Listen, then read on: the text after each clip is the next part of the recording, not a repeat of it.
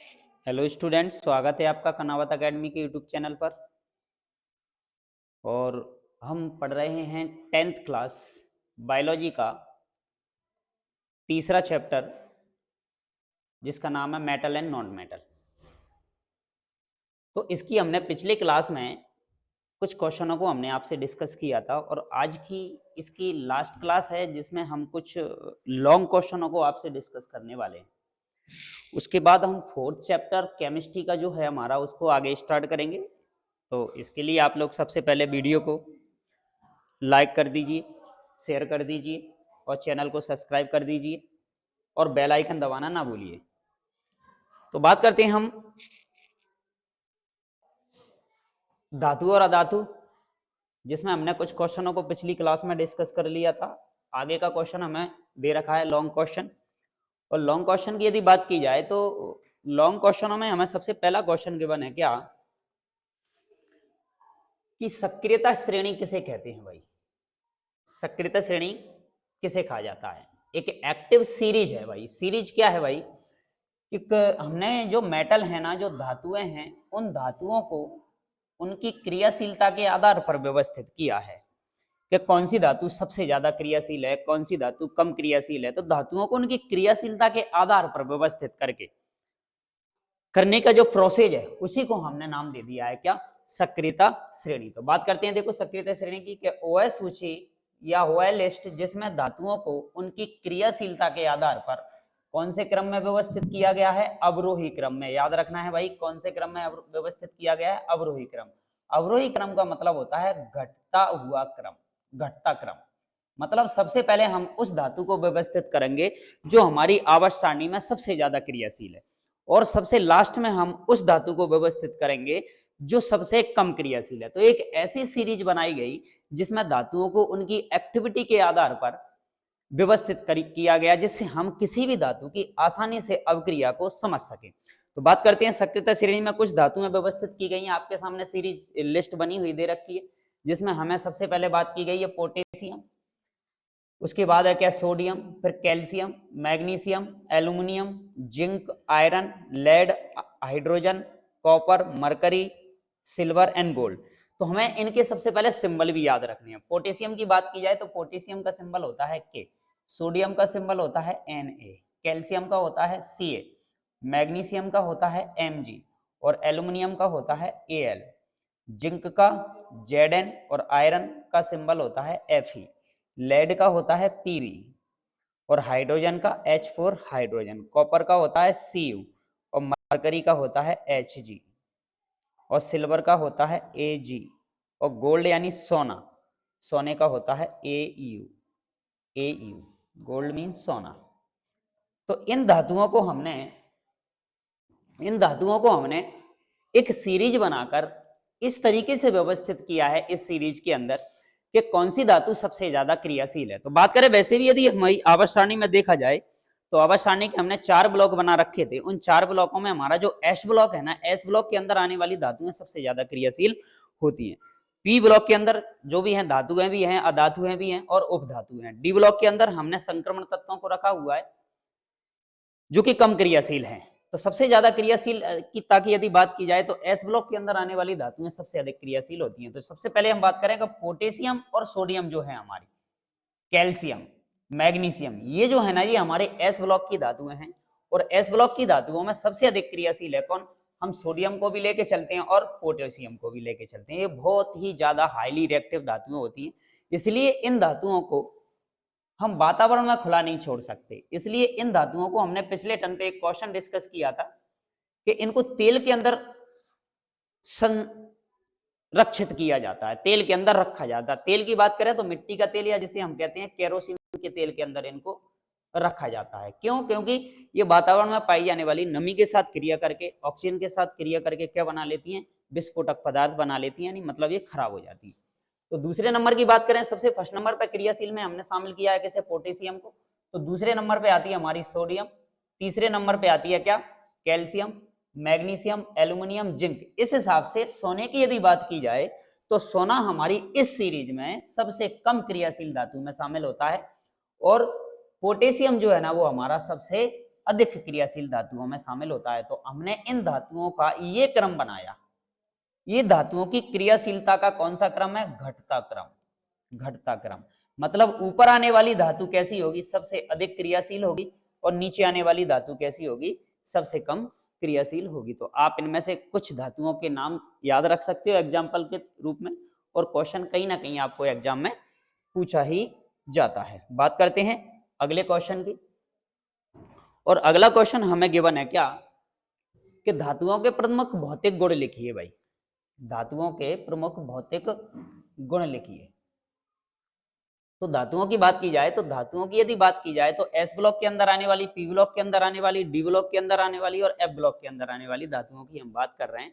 तो भौतिक गुणों की बात की जाए तो इनको बाहर से देखकर इनकी अवस्था के बारे में हमें चर्चा करनी है। तो भौतिक गुण हमें दे रखे हैं 4। इनमें सबसे पहली बात की जाए धातुओं की, तो धातुएं जो होती है ना वो ऊष्मा एवं विद्युत की सुचालक होती है। भाई सुचालक मतलब जिन धातुओं के अंदर क्या आता है? भाई करंट आता है। भाई इन धातुओं के अंदर क्या आता है? करंट आता है। लेकिन कुछ अपवाद भी हैं, उन अपवादों की भी अपन आगे चर्चा कर लेंगे क्वेश्चनों में। तो ऊष्मा की भी सुचालक होती हैं और विद्युत की भी ये क्या होती हैं? सुचालक होती है। मतलब इनको यदि गर्म किया जाए तो इनमें ऊष्मा भी क्या हो जाती है? ट्रांसफर हो जाती है। कैसे बात करें? जैसे कि मान लो ये एक धातु का ये कोई टुकड़ा दे रखा है, और इस धातु को यदि हम इधर वाले भाग से क्या करते हैं? गर्म करते हैं, तो ये धातु में से ऊष्मा इधर की तरफ ट्रांसफर होने लगती है। मतलब ये वाला भाग भी क्या हो जाता है? इसका गर्म हो जाता है। तो हम कह सकते हैं कि धातुओं के अंदर ऊष्मा एक जगह से दूसरी जगह की ओर ट्रांसफर हो जाती है। तो मतलब धातुएं ऊष्मा की क्या होती हैं? सुचालक। दूसरा, धातुओं के अंदर विद्युत प्रवाहित होती है, मतलब इनके अंदर करंट भी आता है। दूसरा पॉइंट दे रखा है कि धातुएं आघात वर्धनीय होती हैं। ये आघात वर्धनीय का मतलब क्या होता है? आघात वर्धनीय का मतलब होता है हमारे पास जो धातुएं हैं उन धातुओं को पीट पीट कर लंबी लंबी चादरों के रूप में ढाला जा सकता है। चादरों के रूप में ढाला जा सकता है। जैसे आपने देखा होगा लोहे को पीट पीट कर बहुत पतली पतली चादरें बना दी जाती हैं। तो ये इनका क्या कहलाता है? आघात वर्धनीयता कहलाता है। तो आघात वर्धनीयता की यदि बात की जाए तो जो सोना है और जो चांदी है ना, वो सबसे ज्यादा आघात वर्धनीय धातु होती है, सोना और चांदी। क्यों? क्योंकि इनके बहुत छोटे छोटे प्रिंट देकर आभूषण बनाए जा सकते हैं। तो मतलब इनमें आघात वर्धनीयता का गुण बहुत ज्यादा पाया जाता है। इसलिए आपने देखा होगा चांदी का वर्क बहुत महंगी महंगी मिठाइयों पर लगाने के काम में आता है। मतलब इतनी महंगी नहीं है, इतनी महंगी तो चांदी है, उस पर इतना वर्क कैसे लगा दिया जाएगा? तो चांदी बहुत ना के बराबर ली जाती है और बहुत ज्यादा मिठाइयों पर लगा दी जाती है। क्यों? क्योंकि चांदी के अंदर आघात वर्धनीयता का गुण पाया जाता है, जिससे उसको पीट पीट कर बिल्कुल पतली पतली चादरों या पन्नी के रूप में ढाला जा सकता है। तो ये धातुओं का एक बहुत अच्छा गुण है कि धातुओं के अंदर आघात वर्धनीयता का गुण पाया जाता है। दूसरा है धातुएं क्या होती हैं? भाई कठोर होती हैं। ज्यादातर हमने जितनी भी धातुओं की बात की जाए तो धातुएं क्या होती हैं? कठोर होती हैं। लेकिन कुछ अपवाद भी हैं, इन अपवादों को हम आगे आने वाले क्वेश्चन में डिस्कस कर लेंगे। तो एक पॉइंट सबसे पहले हमें याद रखना है कि धातुएं जितनी भी है ना वो कैसी होती हैं? कठोर होती हैं। दूसरे पॉइंट की बात करें, धातुएं ध्वनिक होती हैं। ध्वनिक, ध्वनिक को इंग्लिश में बोलते हैं सोनोरस। Sonorous, sonorous. तो धातुएं ध्वनिक होती हैं। ध्वनिक का मतलब है कि धातुओं के अंदर जैसी किसी कठोर सतह से टकराती हैं तो धातुएं क्या उत्पन्न करती हैं? आवाज उत्पन्न करती हैं। इसी गुण को धातुओं के को क्या कहा जाता है? सोनोरस कहा जाता है। जैसे कि आपने देखा होगा मंदिर की घंटी बनाने के लिए भी हम धातु का ही उपयोग करते हैं, और स्कूल की घंटी बनाने के लिए भी हम काय का उपयोग करते हैं? धातुओं का। तो जो घंटी वगैरह बनाने के लिए हम धातुओं का ही उपयोग करते हैं। क्यों? क्योंकि धातुएं जो होती है ना वो किसी कठोर सतह से टकराती हैं तो आवाज उत्पन्न करती हैं, ध्वनि उत्पन्न करती हैं। इसी गुण को कहा जाता है इनका सोनोरस। तो बात करें पहले पॉइंट की, धातुएं ऊष्मा एवं विद्युत की सुचालक होती है। और दूसरा पॉइंट था हमारा क्या? धातुएं आघात वर्धनीय होती हैं। तीसरा था धातुएं कठोर होती हैं, और धातुएं ध्वनिक प्रकृति की होती हैं। पांचवें पॉइंट की यदि हम बात करें तो एक पांचवा पॉइंट और है कि धातुएं तन्य होती हैं। तन्य, धातुएं तन्य होती हैं। अब ये तन्य क्या गुण होता है? भाई तन्यता का गुण पाया जाता है धातुओं के अंदर। तन्यता का मतलब होता है धातुओं के खींच खींच कर लंबे लंबे पतले पतले तार बनाए जा सकते हैं।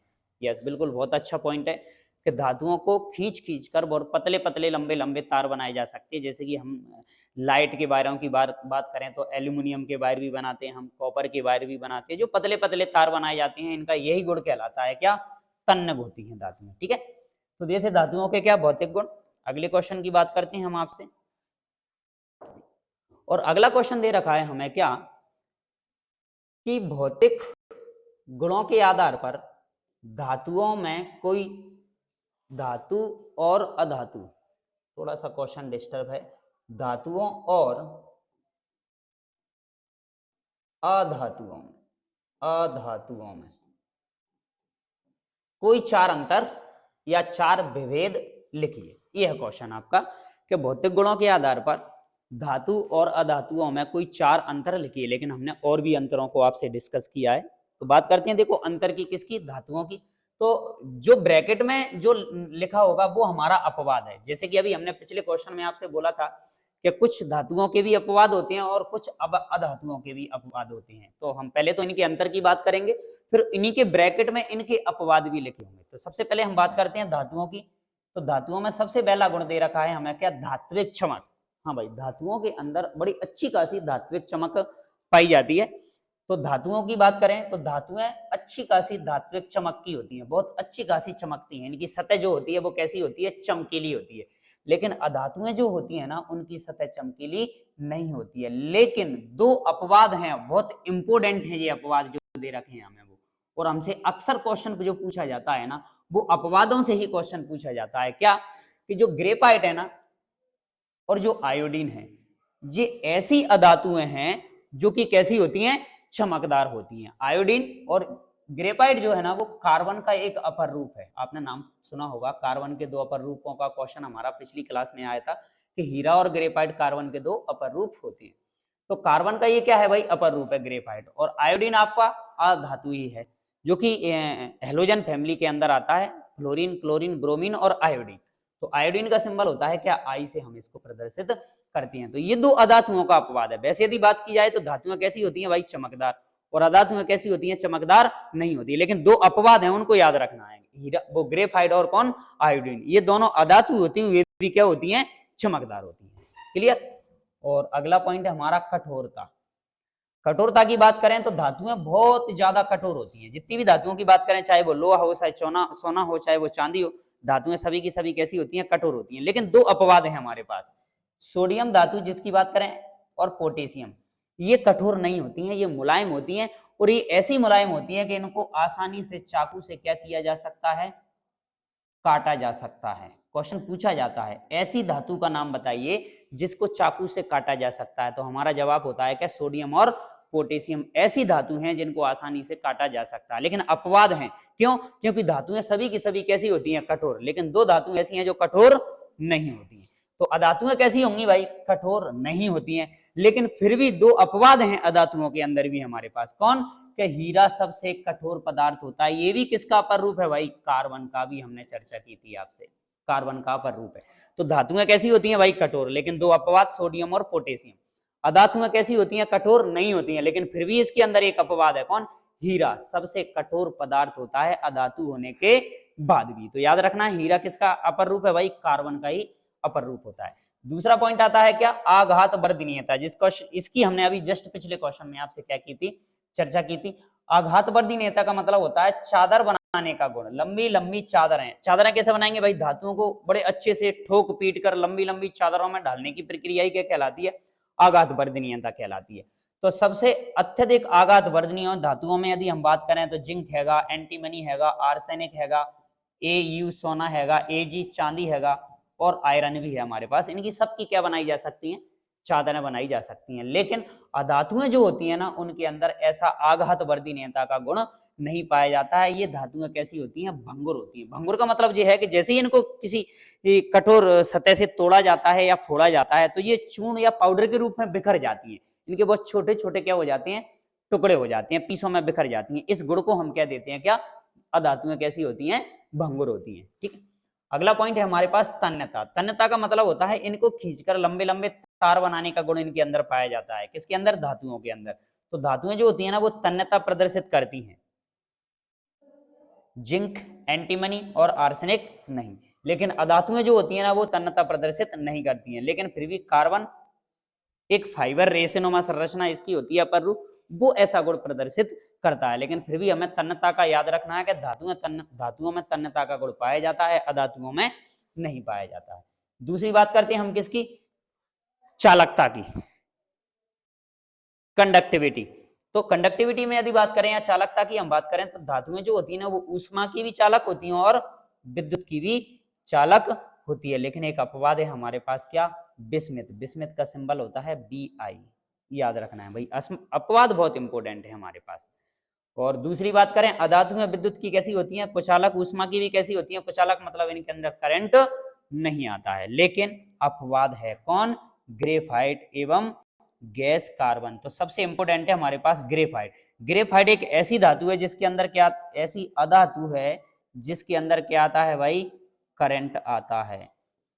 अक्सर इसका उपयोग हम पेंसिल बनाने में भी इस ग्रेफाइट का उपयोग करते हैं। इसकी जो नोक होती है ना वो ग्रेफाइट की बनी होती है और जिसको कागज पर जैसे ही रगड़ा जाता है ना तो ये निशान छोड़ता है। याद रखना है, कागज पर रगड़ कर निशान छोड़ने वाली एक अधातु का नाम बताइए, तो वो होता है हमारा कौन? ग्रेफाइट। ठीक है।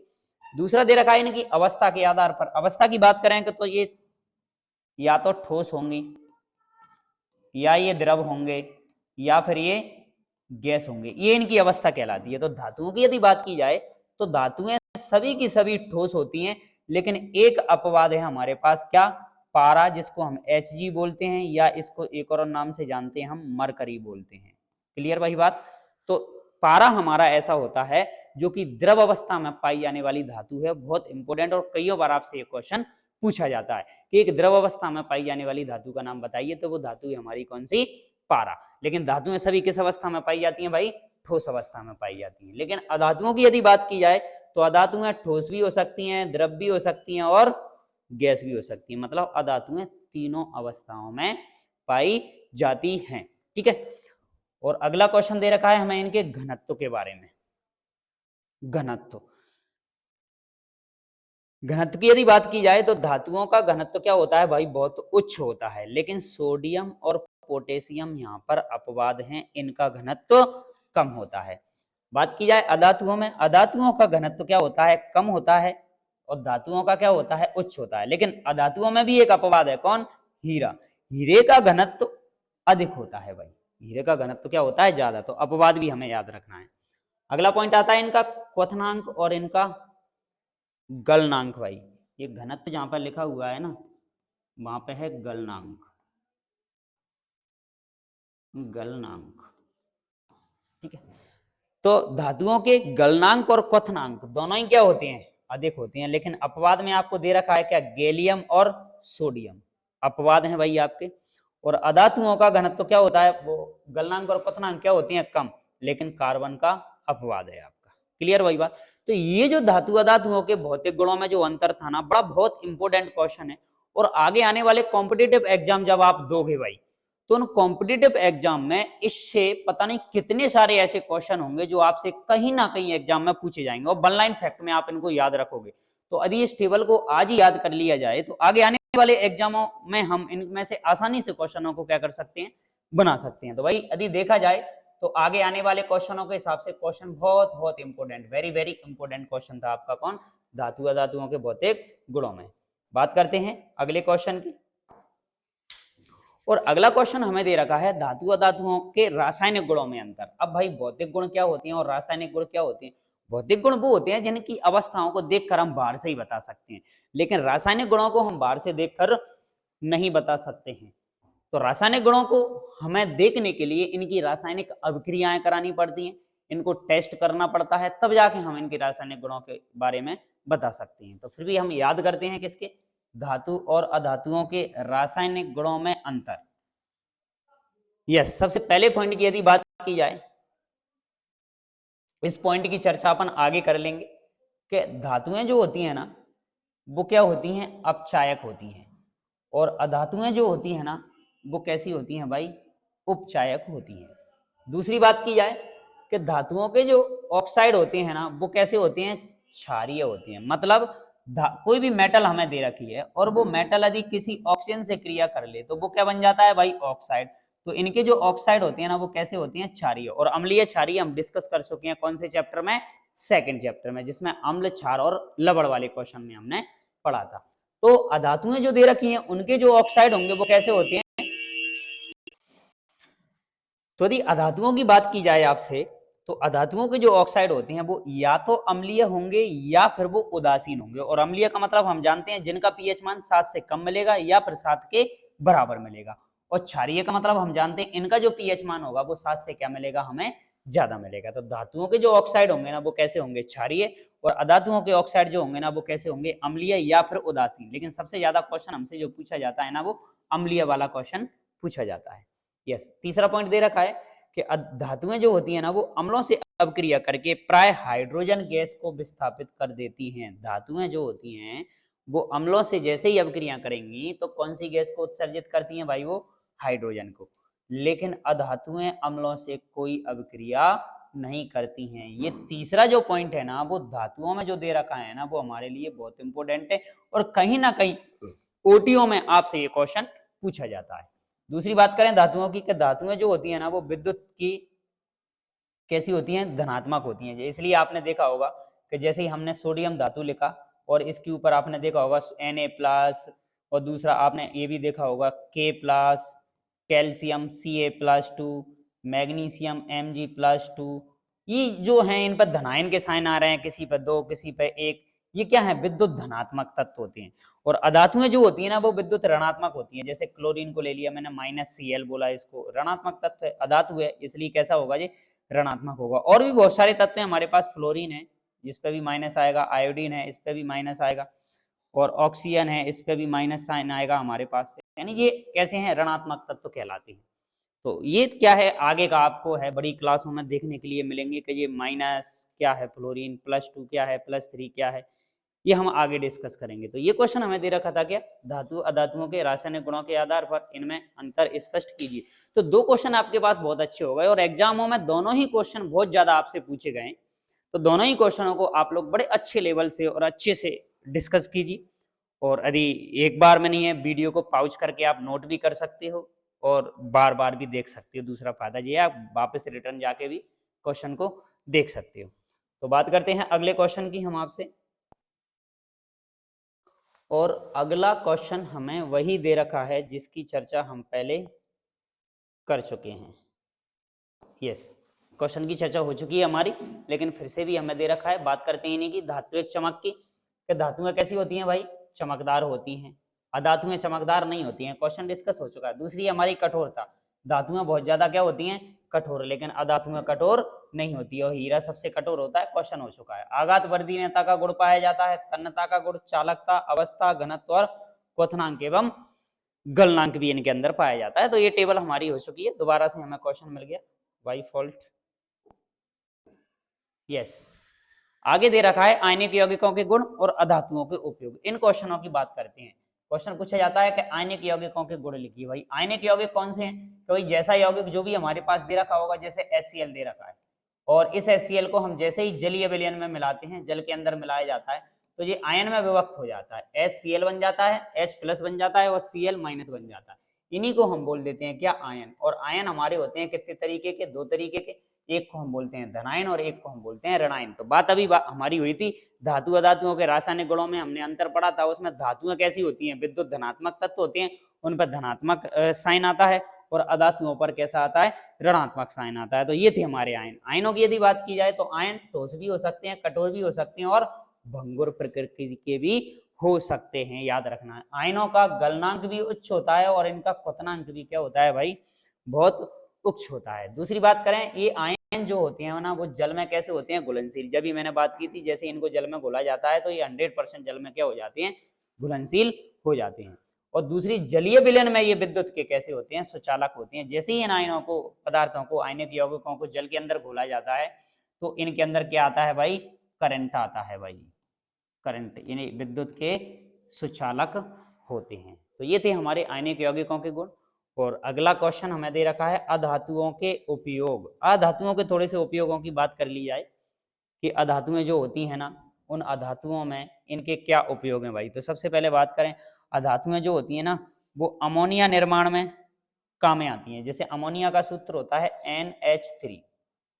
NH3, ये अमोनिया का सूत्र है। यहाँ पे नाइट्रोजन जो है ना वो भी अधातु है, और हाइड्रोजन जो भी है ना वो भी हमारी क्या है, अधातु है। तो हाइड्रोजन, एक क्वेश्चन तो हो गया अमोनिया के निर्माण में। दूसरा, हाइड्रोजन का उपयोग हम वनस्पति तेल से घी बनाने में, सॉरी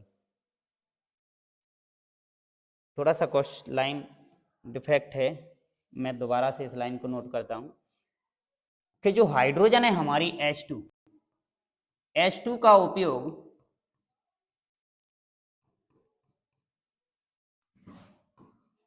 वनस्पति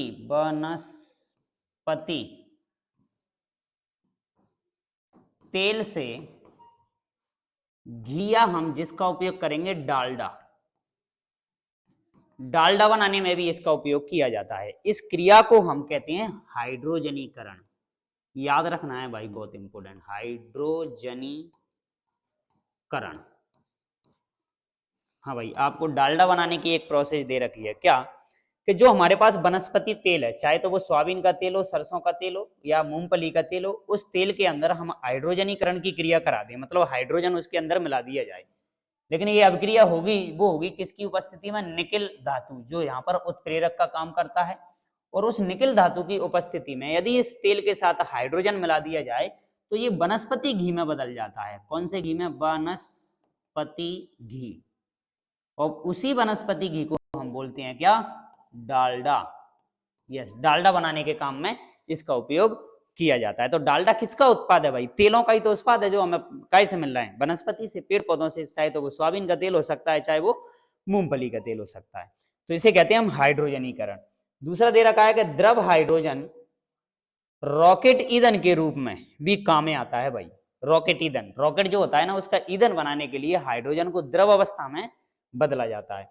और रूप कार्बन का उपयोग इलेक्ट्रोलाइटिक सेल बनाने में भी इसका उपयोग किया जाता है। तो ये थे हमारे क्या? अधातुओं के उपयोग, जो कि और भी हमें कहीं क्वेश्चन पूछा गया है या इस बार दे रखा है आपके उसमें, तो हमने थोड़ा सा उठा लिया कि शायद हो सकता है एग्जाम में कहीं ना कहीं अधातुओं के उपयोग से यदि एक आध क्वेश्चन आता है तो आपसे ना छूटे। तो याद रखना आप इसको, अधातुओं वाले क्वेश्चन को।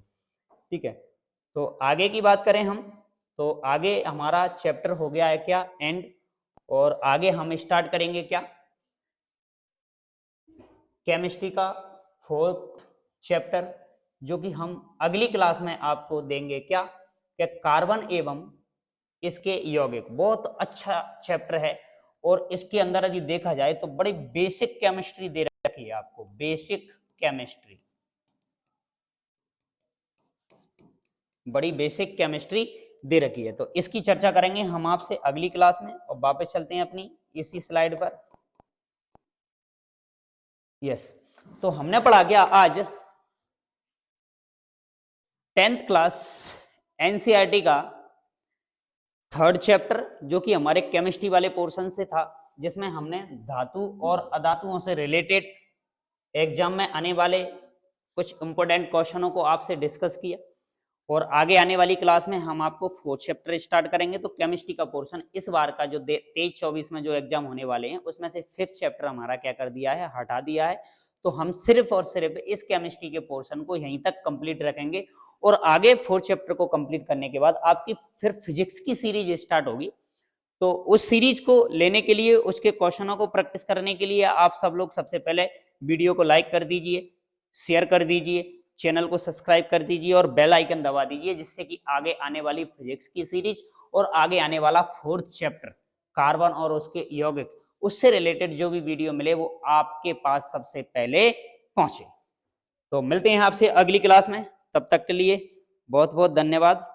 और पढ़ाई करो, बिंदास मस्त रहो और पढ़ाई में व्यस्त रहो। और समय है अपना अब बड़ी जबरदस्त मेहनत करने का। और एग्जाम नजदीक आ गया है। फरवरी में हमारे 5 और 6 तारीख से एग्जाम 10th क्लास और 12th क्लास के स्टार्ट होने वाले हैं। तो सभी स्टूडेंट बड़े जबरदस्त लेवल से तैयारी में जुट जाएं और अपने अच्छे नंबर प्राप्त करके अपने जीवन को क्या बनाए भाई? सफल। तो बहुत बहुत धन्यवाद, मिलते हैं आपसे अगली क्लास में।